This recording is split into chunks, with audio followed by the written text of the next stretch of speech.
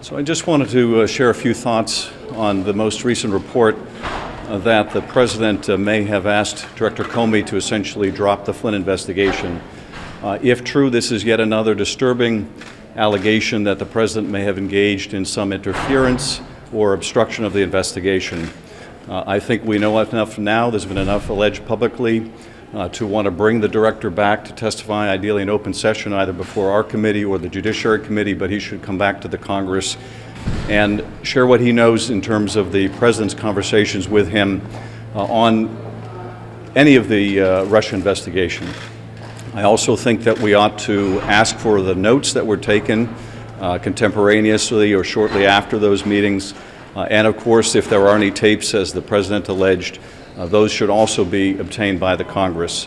If necessary, I think we should subpoena them, but hopefully we can obtain any of these materials voluntarily. But on the heels of an allegation that the President himself acknowledged that he brought up in the context of whether the Director would stay on as Director, whether he was a subject of investigation, in the context of reports by the Director or associates of the Director that he was asked essentially for a loyalty test to the President, and now with allegations that the President urged him to essentially drop the investigation of Michael Flynn. Enough is enough. Congress really needs to get to the bottom of this.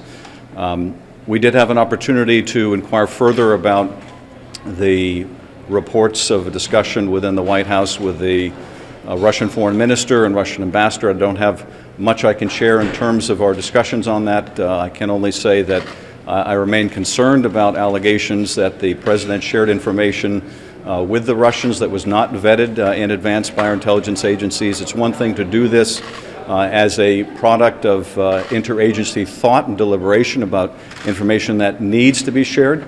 It's another thing to do it spontaneously, impetuously, or in a way that might endanger sources of information. So I think there's still more for us to learn in terms of whether classified information was shared with the Russians. That was an answer that General McMaster was not willing to give today, and also whether any mitigation steps need to be put in place.